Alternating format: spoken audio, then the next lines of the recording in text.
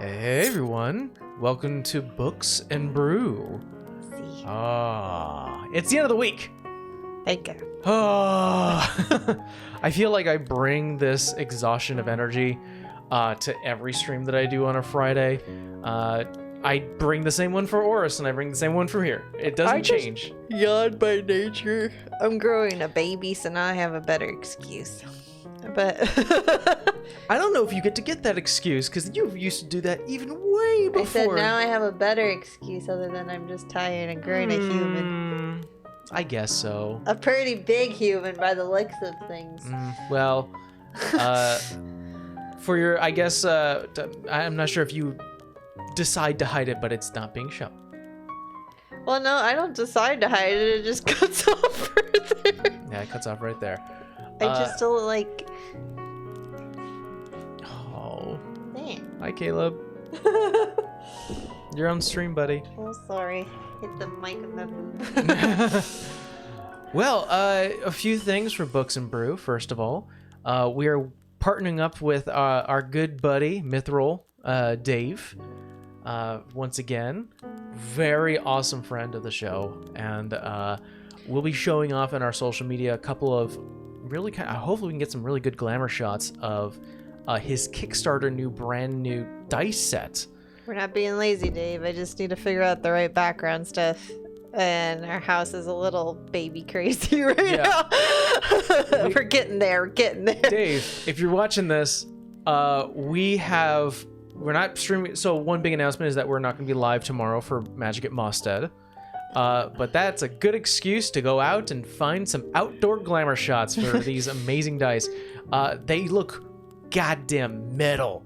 Like, not just the fact that they are made of metal, but they look like rocker metal, really cool. I'm talking like deep gray silver with red crimson. It looks pretty rad.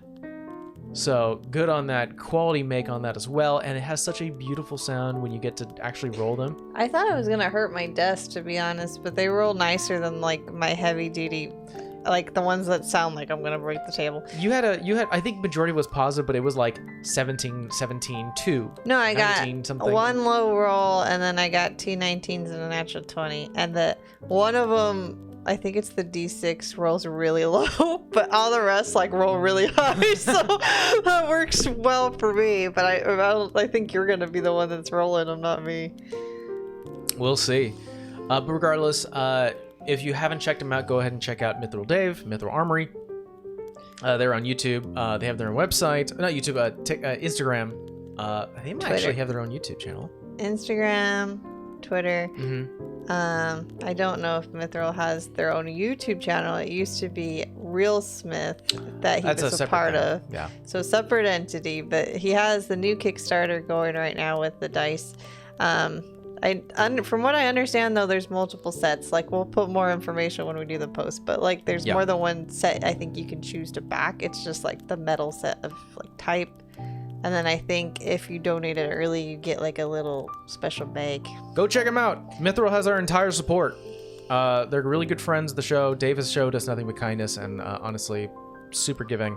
We try to be the same, and good luck, buddy. We know that this new Kickstarter is going to run well. Cool. So yeah, back to the announcements. Once again, we're not going to be live tomorrow. Adulting. Sometimes things get in the way, and adulting.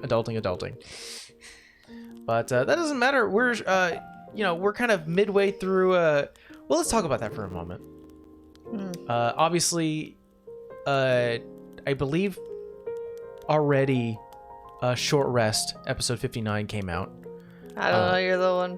I don't have any control of that realm. It usually comes out on Thursday, so if you can check it out, go to our YouTube channel and check it out there. We're professionals. Yeah.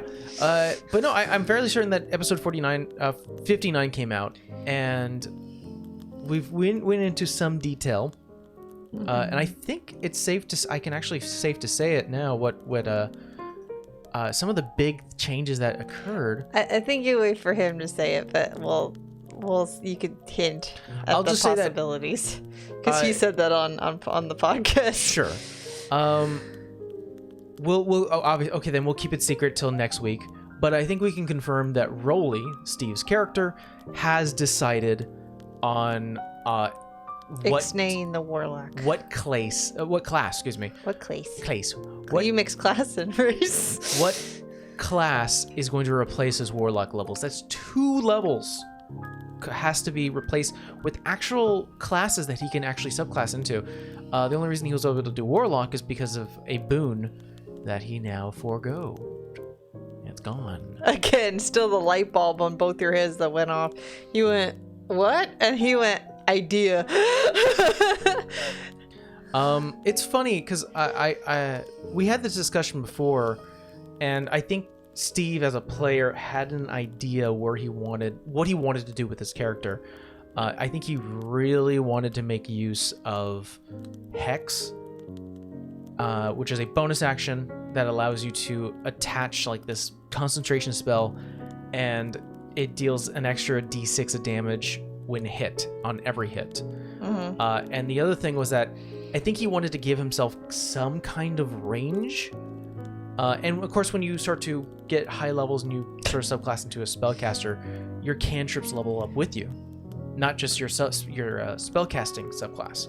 So it's one of those things where, like, even though he was a level 10 barbarian at the time and he had like 2 levels in Warlock, technically he was a 11th level character that had 3 Eldritch Blasts.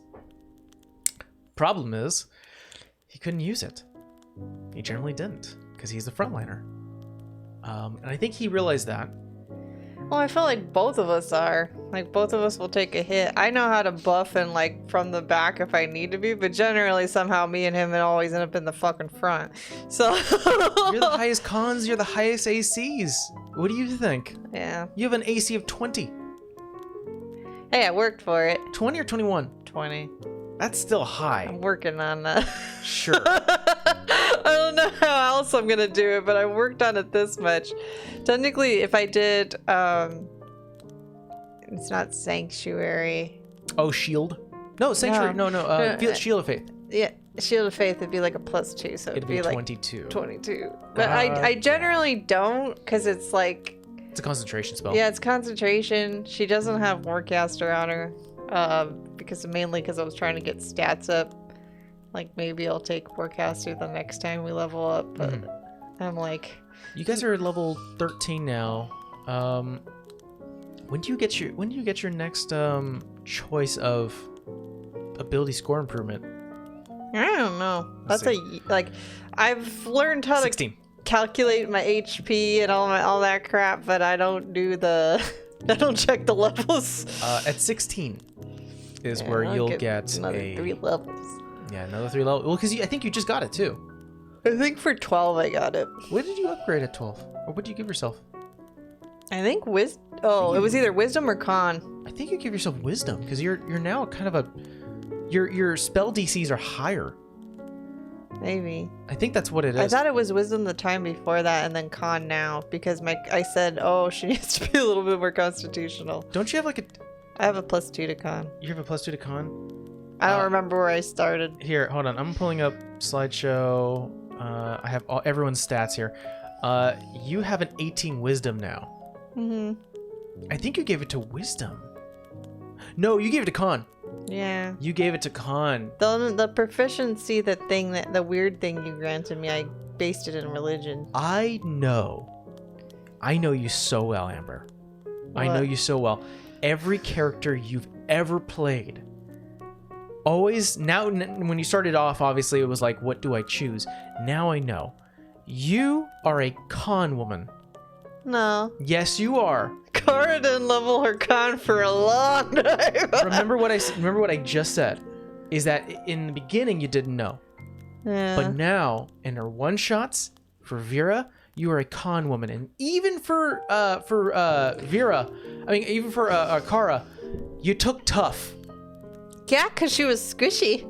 And now I think that was the catalyst, because now you're like, I never want to run out of HP. Heavy on con. I'm thinking about taking tough.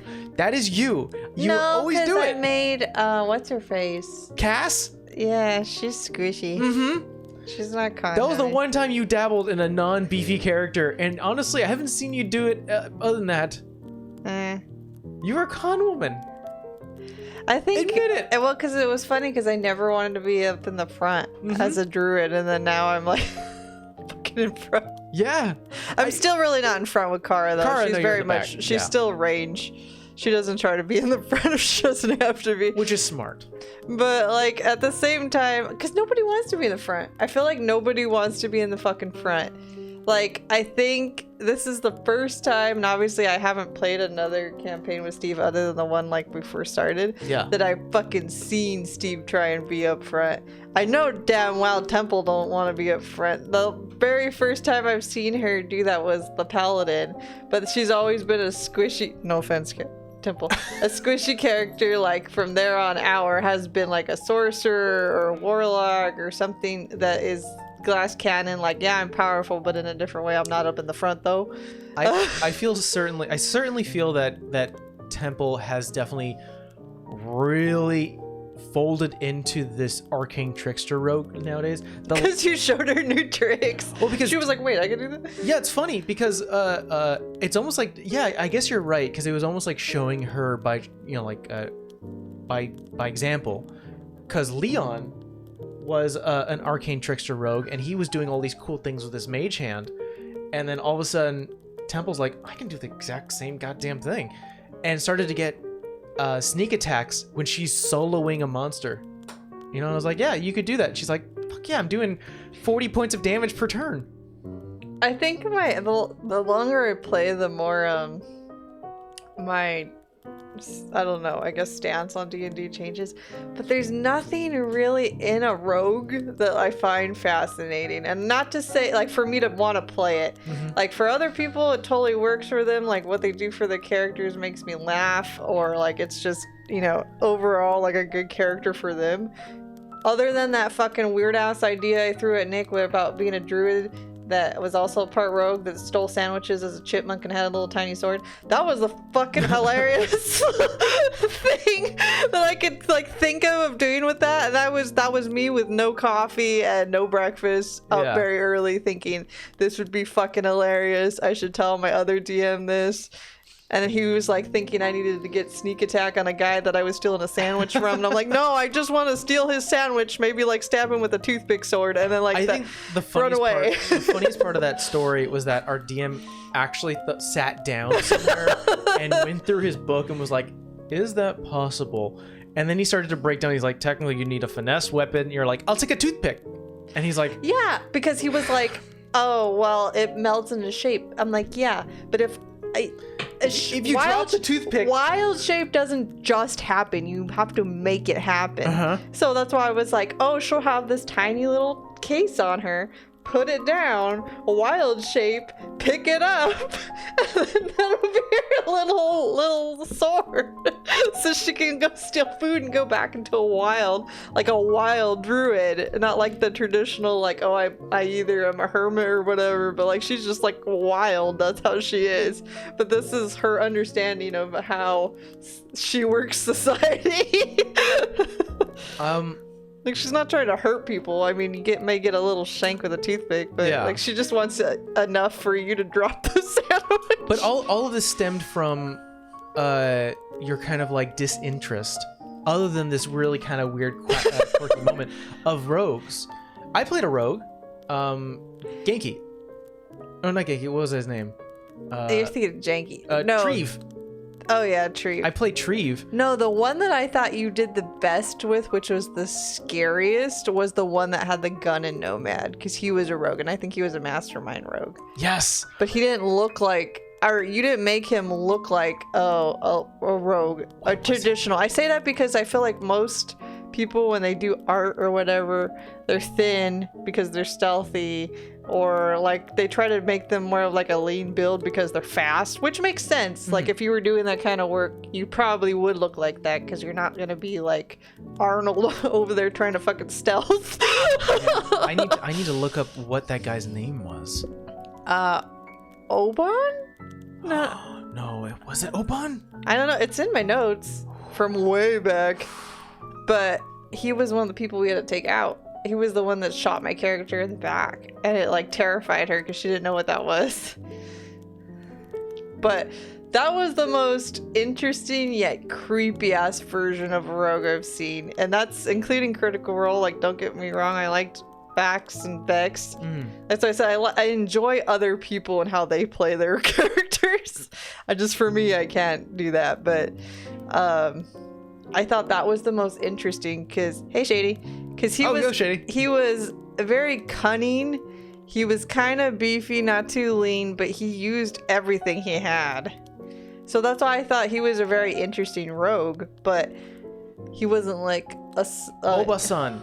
I was close. He was the fishmonger, aka Obasan, which is a half-orc rogue mastermind. Yeah, he was a little beefier.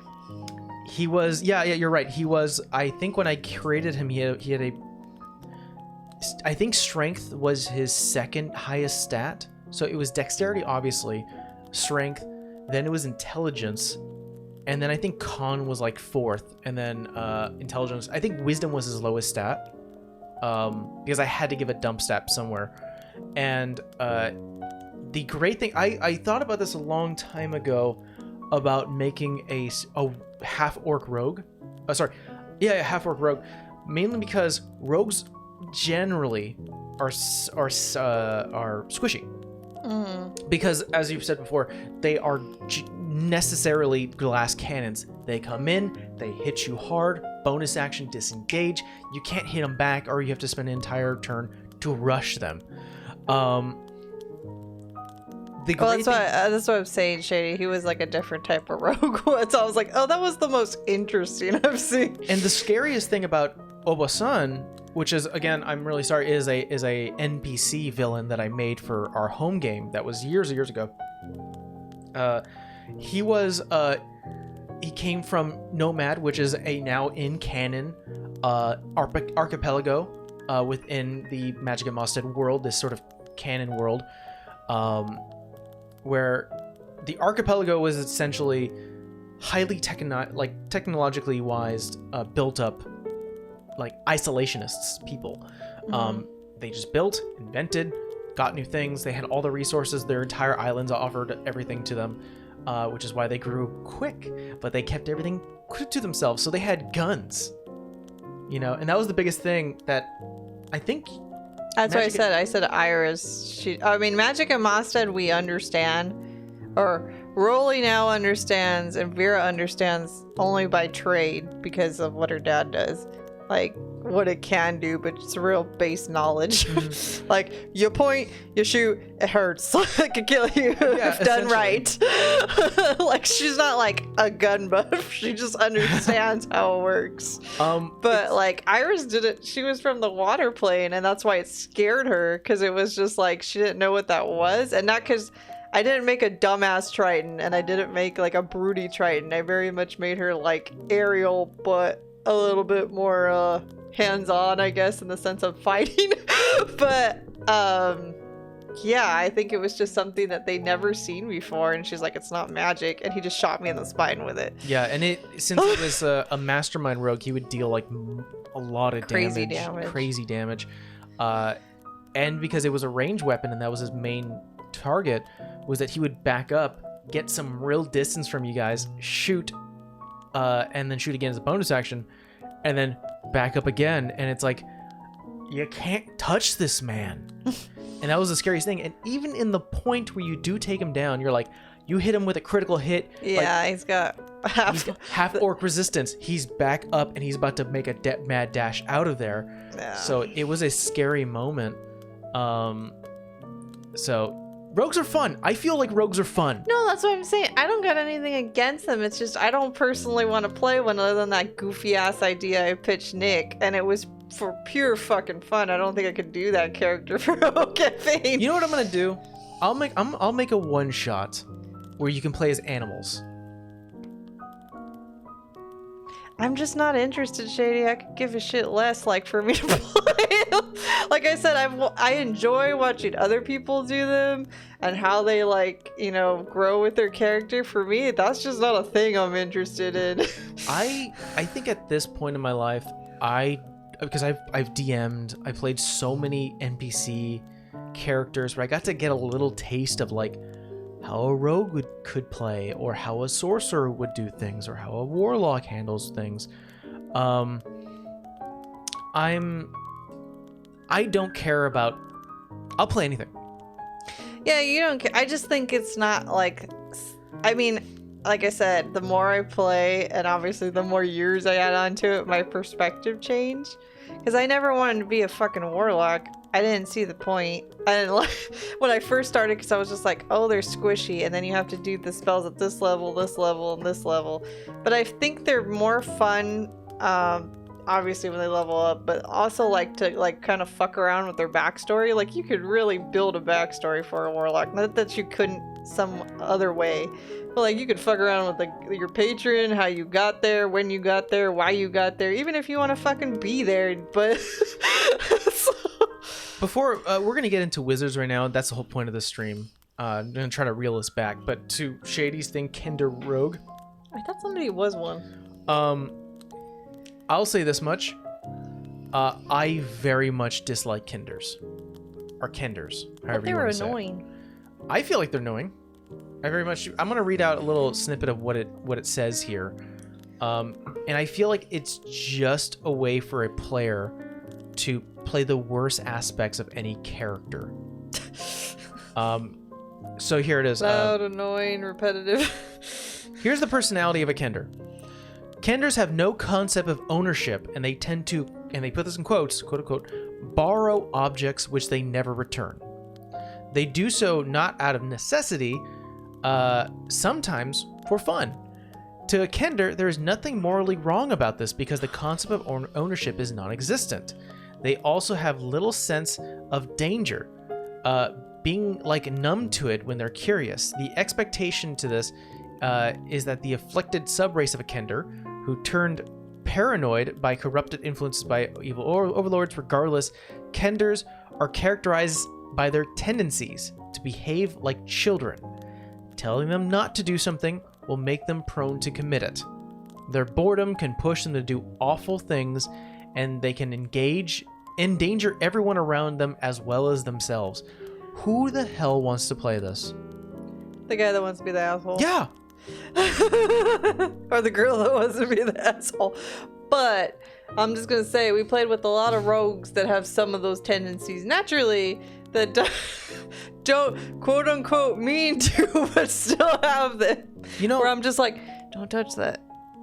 I did touch it. If it was up to me, and I had a Kender playing in my party, and we were playing for a couple of sessions, what I would do is at a certain point, I'll go, you guys are going to get mugged, or like you're going to get separated, and then the Kender's going to get mugged. The what's going to happen is that the mugger's going to go, give me your stuff. Now, if the Kender goes, no, it's my stuff, I'm going to turn around to that player and go, what do you mean your stuff? You don't have stuff. You're just borrowing it. They want to borrow it back. Give it to them. You don't have ownership. They want to take your magical items? I would say yes or no, depending if they were playing against type. If they're playing against type, then I would be like, you don't have an argument there. If throughout the entire game they were saying, well, that's what a Kender would do. He doesn't really see it as stealing. I'm just borrowing objects. I don't really own anything, or like, there's not really a term of ownership. I'll go, great. That's what you believe. This guy wants your stuff. I feel like a lot of DMs restrict it because they're just like, I don't got patience for that shit. Like, I have to have patience with enough shit. I'm not having patience with that shit. Because you're not the only one. I know for like some people are like, you're not playing that. It just seems like a race, like the characteristics of this race are essentially like, how can I make the most annoying class? I feel like they're meant to be race? little minions, or like somebody's little minions. That makes no sense. Even to a villain, if you have a bunch of Kenders who are on your side, they're gonna go, well, I'm gonna steal from my boss. Well, why would you do that? Well, what do you mean? I'm just borrowing it. So even the boss would be like, the hell are you stealing from me? Go steal from them. What do you mean? I'm just taking stuff. No, not even the villain would like them. I just don't think you have patience for one. No, absolutely not. All right, let's jump into wizards before I get pissed off at Kenders. I'm never allowing one. Absolutely not. And anyone who says they want to act childish in my game, no. Like, I think the only exception, because I don't want you to be painted in a bad light. Like when we were all goblins, we were all little shits. But that was the point of the game, was to be a little shit. yeah, that was the point. And you also had some loyalty. There was some mortality or organization, because it was like, that is my boss, the Lich. I do as my boss says. I'm gonna be a little asshole to everyone else, and that was the point. Yeah. This well, that says was mainly because Lich will take my head. So. A Kender essentially saying, I don't care about anyone but myself. Fuck that Lich. I'll do what I want. And they're just gonna turn around and kill you. As a DM, I'd do that. And don't worry, don't paint me as... It's fine. Even if I'm painted in a bad light, I will stick to my guns. I don't like Kenders. Sorry. Let's talk about wizards now. You're talking about being squishy, right? I just don't think I have the right narrative or the right purpose to be a wizard in anything soon.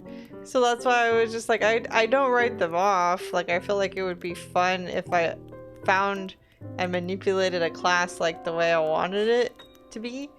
But I'm like, Well, dude, Kender would be the sorry, Mike, but no, I'm gonna relate it back to wizards. It's fine. Kender would be the dude behind the curtain in the Wizard of Oz, being an annoying prick. Not because he's smart in any way, shape, or form, but he's trying to produce this extravagant ass scheme that he has all power to get like all this shit. But really, he's just a little asshole behind the curtain. So that's why I was just like, that's how I could see that play out. I would see that. Kenders are the flying monkeys who don't listen to the Wicked Witch of the West. They're like, fly, my pretties. Not what today. are you doing with my broom? Bring that back. Ah! Just Kender flying out. Wizards, they're squishy, are they not? They have the, next to sorcerers, they have the lowest hit die. They can't wear, I think they can't wear, like, armor at all. I think they can. I don't think they I can. think it can be light, no? No. I'll double check right now, but I don't believe they can wear any armor. Let's see. Wizards. What do they get? What is their starting proficiency? Armor, none. Wizards can't wear armor. They can use daggers, darts, slings, quarterstaffs, and light crossbows. That light crossbows is kind of interesting, though. Again, I can only understand it as being a manufactured easy thing to load and aim and shoot. But other than that, no. So how do you fix that? How do you fix a weak Bell. squishy wizard? Well, you take the subclass or you study in the School of Abjuration.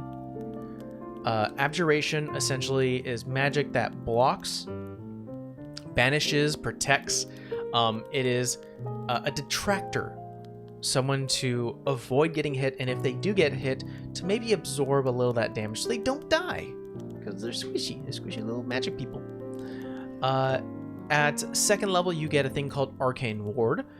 Starting at second level, you can weave magic around yourself for protection.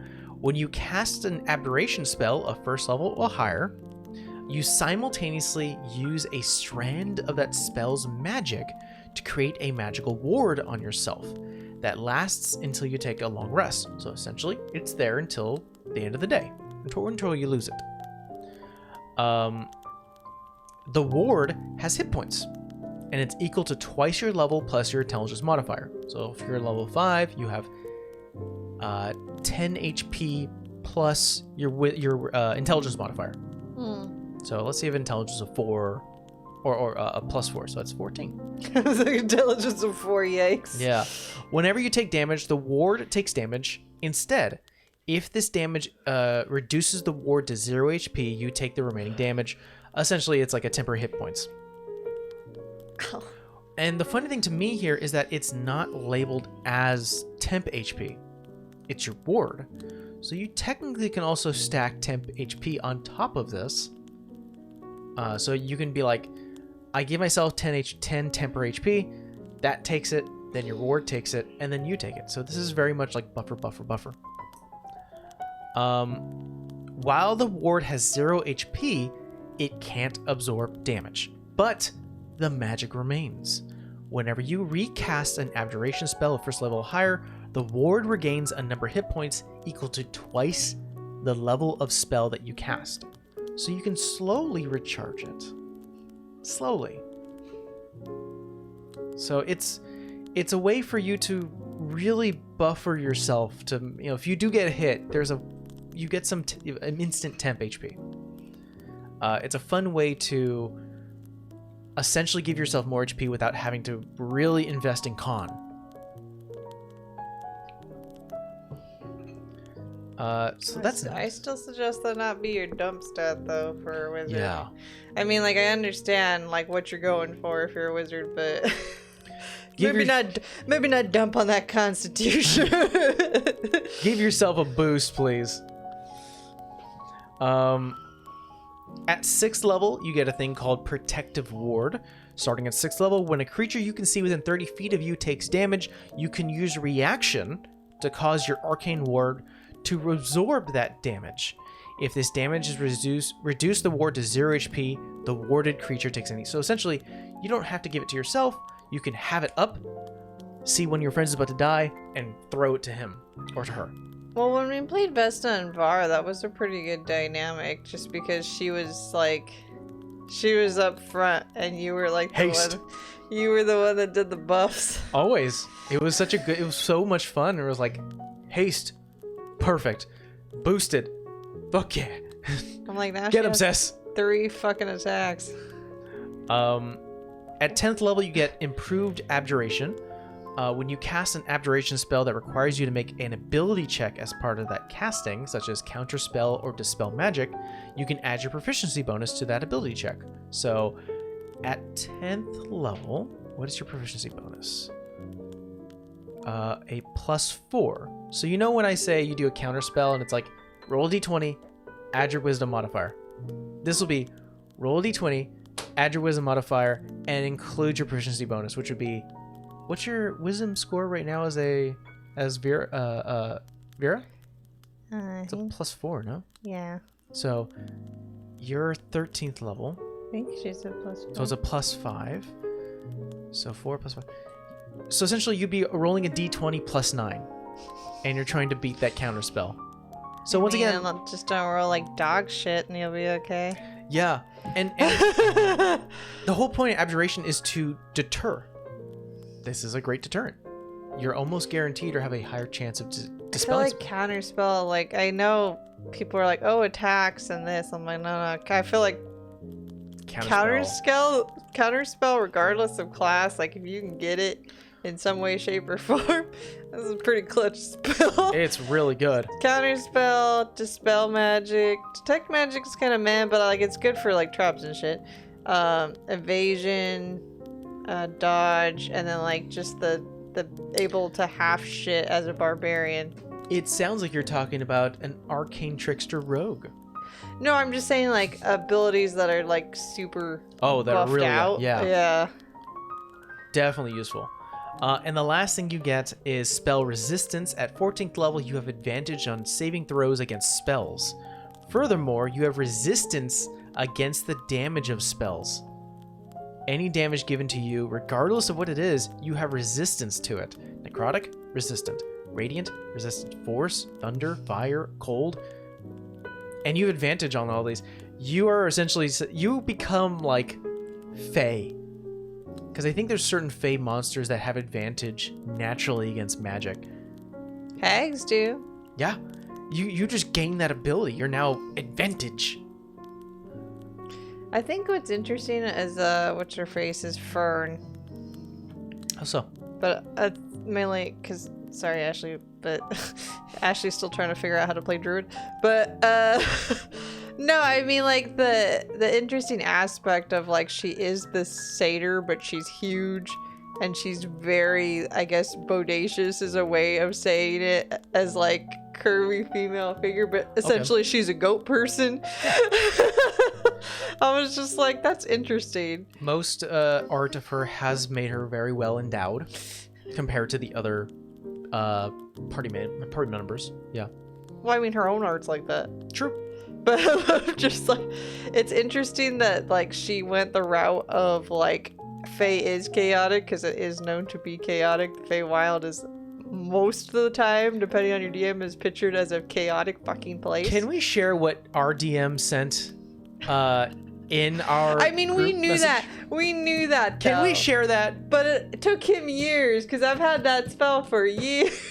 So, So- Amber's character is a druid that has access to the plane shift spell, meaning that she can travel to any plane she wishes so long as she has a tuning fork tuned to that place. But You bought- I wasn't a dick. I No. told our DM, I said, I want to buy a tuning fork to For the Fey- Feywild. For the Feywild and one to come back in case, like she wants to go or we need an oh shit moment. But I'm just like, I'm letting you know I'm buying it. So there is a potential that I may go there because I read the fucking spell that says you need a damn tuning fork. And you made it very clear to our DM that you, at certain points, you don't always have it prepared. No, most of the time I do. Not always, because there's been some moments right now where it's just like, nah, she needs like a powerhouse spell or she needs a healing spell. But it's just like, I could flip it at any one time, and if it's my oh shit moment, I may flip it. So it's not like he hasn't had plenty of warning almost every other session. And then when he DM'd us after learning, he knows for a fact that you have that option if you wanted to immediately shift to the Feywild. And he says, by Hey, the way, so it ain't a proper wizard subclass. Proper. I love that. What do you but the You mean the war Kender wizard? War wizards. I Oh. don't think we talked about that. War magic. Let's talk about war magic. I never got into war magic. We should do that. I don't know. Okay, let's do that. But, well, were you going to tell them what he was sharing? Oh, essentially, he shared a picture saying, by the way, if you do travel to the Feywild and you stay there for more than a day, you have to roll a d20, and it's going to get timey-wimey. 1 day can equal 1 year. And that's true. Don't It's roll an like optional shit. roll. I don't even know if like the roll is better if it's high or low. I don't It's know. worse. The higher you roll, it's worse. Oh, okay. So you want to roll You low. if you roll Gotta a 1, bring out my shitty dice for this roll. if you roll a natural 20, 1 day equals 1 year. Fuck. End of campaign. Everybody died. We were fine. I think the thing I said to our DM was like, if that ever happens, you're going to be... The DM's going to turn to us and go, okay, guys, we're going to end the session very early because Now I gotta go rewrite all I this need- shit. the history has changed. The entire campaign is... The dynamic is gone and things have shifted. War magic. Let's get back on track. War magic is a speciality of training wizards who are specially trained for war. It is a tradition that blends principles of evocation and abjuration. We talked about abjuration just now, basically defending. It teaches these techniques to empower a caster's spell while also providing wizards ways to bolster their own defenses. It is your war cleric, your war mage, the person who's going to go out there and fight along the fighter and the paladin and the barbarian, who is not afraid, even though he's a squishy little wizard, he's not afraid to get in the fray. I think that's what they were going with for the... I don't know if anybody watches Critical Role other than Mike. The Volstrucker. Like for Caleb's backstory. Like I feel like that's what they were training them to be. But since like he, went nuts and then was like, fuck this, he went this route. And that's what made sense kind of character-wise. But like nobody ever asked him that question. But I feel like when they were specifically training them and torturing them, this would be the type of wizard they were going to go out and be, not what he was. So, first and foremost, I think it's fairly obvious to know that war magic is not a college. It's not a form of study. It's not like an abjuration spell. There's no war magic school of magic. So what does it give you? First of all, at second level, you get Arcane Deflection. At second level, you learn to weave the magic to fortify yourself against harm. When you're hit by an attack, or you fail a saving throw, you can use your reaction to give yourself a +2 bonus to your AC against that attack, or a +4 bonus to the saving throw. Once you use this feature, you can't cast anything other than cantrips until the end of your next turn. So what this essentially means is that obviously when you use a reaction, it's generally not on your turn. So when it comes to your turn, you can't cast a spell except for cantrips. and then the end of your turn happens, you have your reaction back. That means you have to wait a whole another turn for you to actually start to cast level spells. To Bob, what he says here, full plate because you get a you get a cleric, +2 on AC on a reaction, +5 for a reaction. Sorry guys, Shady already knows I yawn, so y'all get used Wait, to it. so a +2 on AC is for that turn, and then on a reaction or +5 on a reaction and a spell slot. Oh, because of shield. Yeah. That's a solid plan to keep yourself safe. In addition to that, second level, you get Tactical Wit. You give yourself a bonus to your initiative equal to your intelligence modifier. So obviously you're gonna beef up your intelligence as a wizard. You should. You should. You absolutely should. I would love to play a dumb wizard one day. I don't know, maybe on a one-shot. But essentially, yeah, you should have a better chance of going first. Or at least not going last. I mean, again, sometimes, regardless of your buff, you can only mod your stats out so much and then be like, oh, well, I rolled a 1, so fuck me. At 6th level, you get an ability called Power Surge. You can store magic within yourself and to later empower your damaging spells. You can store a maximum number of power surges equal to your intelligence modifier. So if you have a modifier of 4, you can save up to 4 surges. Whenever you finish a long rest, the number of power surges resets to 1. So you always at least have 1 per day for free. Whenever you successfully end a spell with Dispel Magic or Counterspell, oh right, I remember who this is. Lily. This is Lily. That bitch. For those who are unaware, we run kill their ass good. We run a main campaign every Saturday. Unfortunately, we are not streaming our main campaign this Saturday. But we will the next Saturday. However, one of the main villains who the players killed was a war mage. I totally forgot about that. It's been so long since you killed her. A war mage that worshipped a lich, and then the lich laughed at her because she thought she was going to get ultimate power. So it says here, whenever you cast Dispel Magic or Counterspell, you get 1 power surge. It's complicated. As you steal the magic from the spell that you foiled. Once per turn, when you deal damage to a creature or an object with a wizard spell, you can spend 1 power surge to deal extra force damage. The extra damage equals half your wizard level. So if you're like a level 10, you do an extra 5, and if you stored up 4 of those, you do an extra 20. Because it's 5 per. Which is not bad. It's just a passive ability. It's like adding a mini smite. At level 10, you get durable magic. The magic you channel helps ward off harm. While you maintain concentration on a spell, you have a +2 bonus to AC and all saving throws. This also was a reason why whenever you guys were trying to hit Lily, she was a bit more difficult. Especially in terms of saving throws too. She would cast a concentration spell, and then she would instantly have a +2 to AC. Yeah, I was sitting there fucking timing out her fucking reactions. That's how much that got complicated. Yeah. You were like, I was like, you don't have it. You already used it. She even had a symbiote, one of the spores that was giving her an additional reaction, and I was still counting them out. And that kind of riled you up a little bit. I saw it right away. That riled you up, and so you're like, "Wait, she already used a reaction." I go, "It's not hers."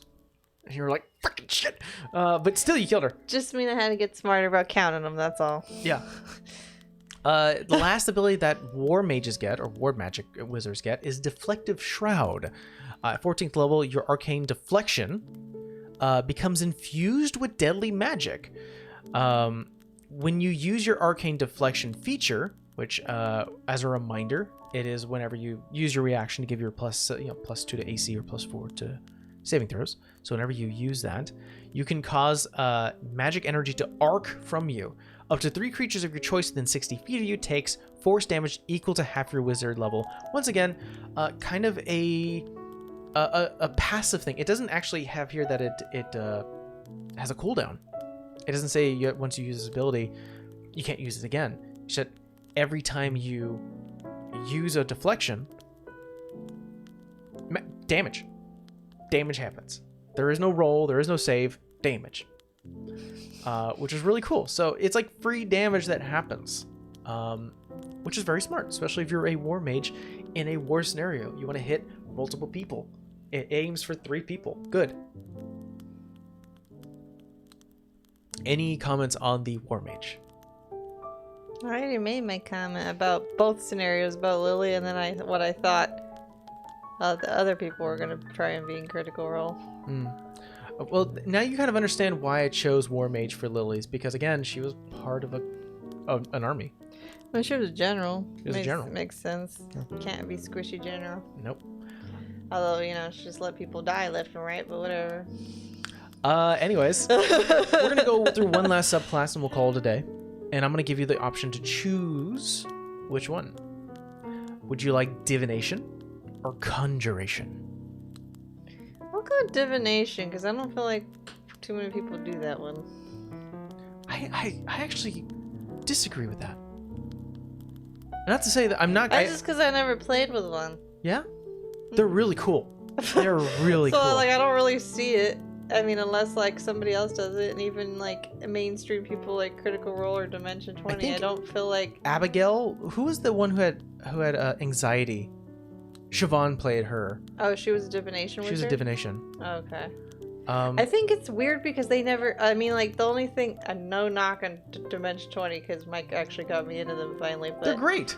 But, I feel like they don't really say what they are, or if they do, it's, way late into the game.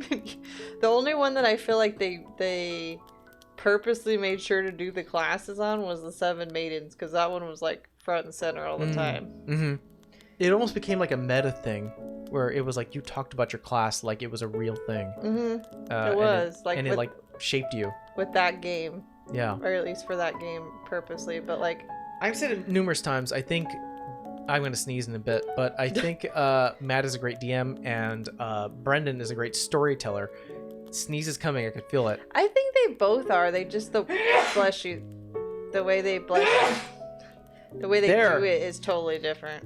I felt it creeping. Actually gave me a little more energy. I think I sort of put more blood in my head. Anyways, Divination. What is Divination? Divination is sought out by royalty and commoners alike. It is a seek for clear understanding of the past, present, and future. As a diviner, you strike to part the veils of space and time and consciousness so that you can clearly see. You work to master spells of remote viewing, supernatural knowledge, and foresight. You are fortune tellers. Divination Savant, we'll pass that actually. Divination. All the Savant ones are just essentially you get half cost on your spells. But there was a cafe, it's just your foot. Yeah. Portent. This is an ability you get on level 2. I feel like this is what makes and breaks, makes essentially the Divination Wizard. Sorry, I'm not supposed to slouch while pregnant, so I have to fix my butt. When you choose the School of Wizardry, glimpses of the future begin to press into your awareness. When you finish a long rest, you roll 2d20s and you keep the numbers rolled. So those are your 2 numbers for the day. You can replace any attack roll, any saving throw, any ability check made by you or a creature you can see with one of these foretelling rolls. You must choose to do so before the roll, and you can replace it this way only once per turn. And then you get your portent rolls back when you take another long rest. So essentially, if you roll a nat 1 and you roll a nat 20, you know who's getting the nat 20 and you know who's getting a nat 1. Your Warlock friend is about to cast a spell, and the DM's smiling. He's like, oh man, wisdom is his best stat. Let's go ahead. And he's about to roll, and you go, no. I'm giving him my portent roll. He's getting a 1. He has to take it. he gets a nat 1. Well, I mean, that's kind of like lucky. Except this is like, you're This is- getting a 1. This is massive. And you can choose who gets it. And even if it's a saving throw, you can go, you need to save this? Yeah, I need to save this or I'm going to die. All right, I'll give you my 18. You rolled an 18. Or you give it to yourself. So you have 2 chances to change the world. Don't be a dick. Don't be a dick to the wizard. To this wizard. Yeah. It's like, you want to hit me? You miss. I didn't even roll yet. I know you didn't, but I know what you're going to do. Unless you got a plus something, crazy ass something to that roll. Yeah. Which some people do. True. I'm sorry. Like, there's legendary creatures and people and stuff, so sometimes they have plus 14s to weird shit. At 6th level, you get a thing called Expert Divination. Casting divination spells comes so easy to you that it expends only a fraction of your spell casting effort. It makes you sound so cool. When you cast a divination spell of 2nd level or higher using a spell slot, you regain 1 expended spell slot. The slot must be a level lower than the slot you just casted, but can't be higher than level 5. So essentially, you cast a higher level spell, you get a spell back. You cast another high level spell, you get another spell back. Somebody did that, and I forgot what it was. I can't remember who we seen do that. What are you talking about? But I remember like watching something, and they were getting like spells back by doing that. Maybe. But Can't regardless, remember who the fuck it was though.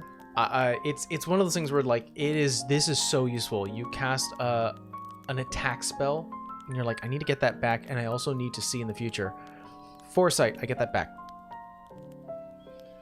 At 10th level, you get a thing called Third Eye. The Third Eye. You can use your action to increase your powers of perception. When you do so, choose one of the following benefits, which lasts until you are incapacitated or take a short or long rest. You can't use this feature again until you take a short or long rest. So, beginning of the day, you can give yourself one of these. Dark Vision. You gain a Dark Vision out to a range of 60 feet. If you already have Dark Vision, don't choose this. Ethereal Sight. You can see into the ethereal plane for up to 60 feet for you. Great, now you can see ghosts. Cool. Cool. Greater Comprehension.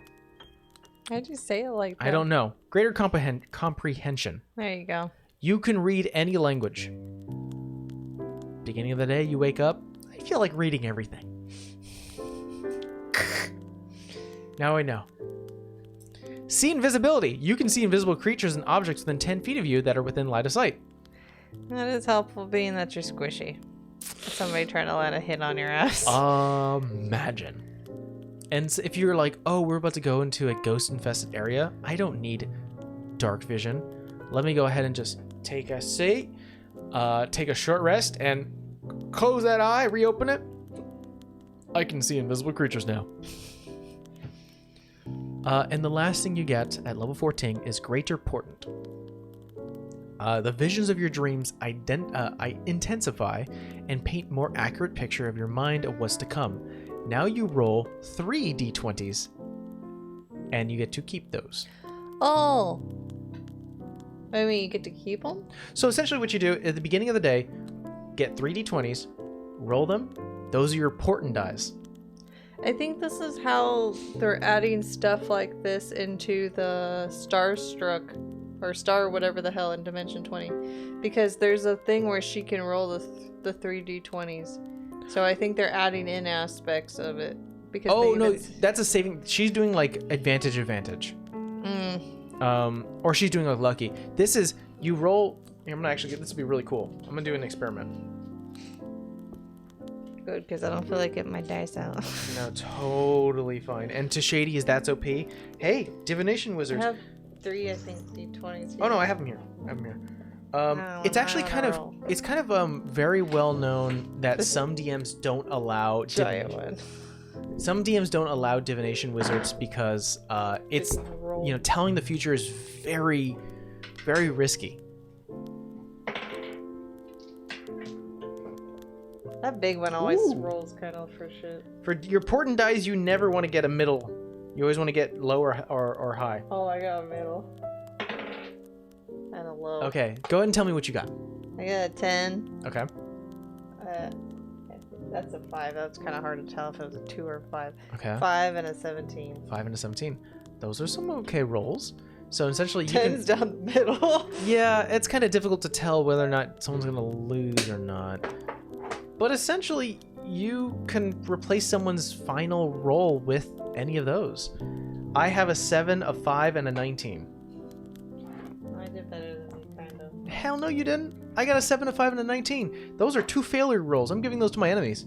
Oh, there we go. Someone rolls to perceive you? No, I give them a 5. Thing rolls like a rock. It sounds like a rock. The highest I've ever rolled was a 16. I just got it right now. The crazy thing about Divination Wizards, they get that ability at level 14. And essentially, you have 6 more levels to play around. If you really wanted to, there is a type of build people have made, and it's called the Bill Murray build. It sounds funny, I understand. You laughed so hard I yawned. Make yourself a halfling, meaning that you get to re-roll ones. Yeah. Get yourself to level 4, and take the lucky feat. For your 4 levels, take 4. I think it's 4 levels in wizards, and you take the divination subclass, so you get to get portent rolls. So you are essentially the luckiest person alive. You're a leprechaun. Essentially, like, it's one of those things where, like, you kind of just bumble your way into success, because you could just start having bad portent rolls and give them to your enemies, and you're just like, they miss. Oh, you hit, and I ran out of portent rolls. They hit me, and they had a natural 20. Lucky. Reroll again. Oh, you miss. I do it again. Reroll, miss. Oh, I rolled a natural 1. I'll get to reroll that now. You will never roll a 1 ever in your life. This build is built around never rolling a 1, because even if you roll a 1, you go, I'm Groundhog Day. I'm a halfling. Let me go and re-roll that, and you roll another 1. I'll use lucky. You roll it again. The universe must really hate you if you roll 3 1s in a row. I've done that. You've done that too. Have you? Mm-hmm. I'm sorry. Yeah. No one should experience that. I think I've rolled 5 1s in a row. The universe hated you that day. Yeah. I forgot. It was either the beginning. Oh no, it was in a one shot. And then like in Nomad I rolled once. But it was like, it's only ever happened to me twice. But yeah. And I think you did the same thing when you were just like, fuck. And it wasn't even the same dice. It was different dice this time. And I was just like, fuck all of you. All of you, each one of you. Also, a little bit of funny thing here. I'm looking. I sort of made mention to Steve in the Oris Discord, and Steve replied back, reaching out to Shady, saying, "Rolly loves these boots. He really puts some good use of them. Rolly in these springing and spreading boots." It's scary. So scary. But I mean, we encouraged him to buy them. Our mirror encouraged him to buy them. Think about this massive 7-foot man That can jump. bouncing like a goddamn like kangaroo and jumping onto ceilings and rooftops, and once he's the Tick. He's the Tick. And even Steve's made the joke of spoon. I'm like, that's what you are, dude. You're the Tick. Let's be honest. And I'm not gonna spoil anything, but there is a chance for him to even get a higher jump if he chose his cards right. If he goes up 1 more level in a certain way. It's crazy. I mean, that kind of, like, I know he doesn't think of it like that, but that kind of is his range. Like, he can get some hella far. That's a good point. Whether he, like, doesn't think about it. Because I know he wanted to be, like, rogue, and I just didn't fucking see it. I think he was just trying out what each one of us was. He might be a rogue. No, I'm just saying I didn't fucking see it. But I'm just saying, like, if we wanted to be like, oh, I need range, like, bro, you can go from here to here, like, farther than anybody's gonna do running.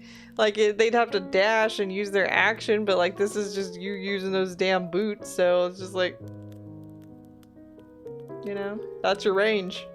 Yeah, it's like, how do I cross this gap? I jump.